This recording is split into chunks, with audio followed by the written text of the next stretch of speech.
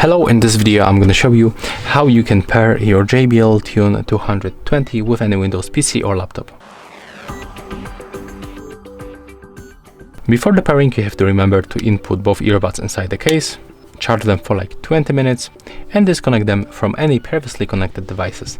Next, open the case and remove the left and also the right earbuds.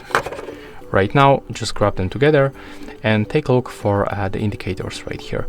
After a few seconds, one of this earbud starts blinking with the white and the white and the blue, white and the blue. And as you can see, it means that we are in the pairing mode.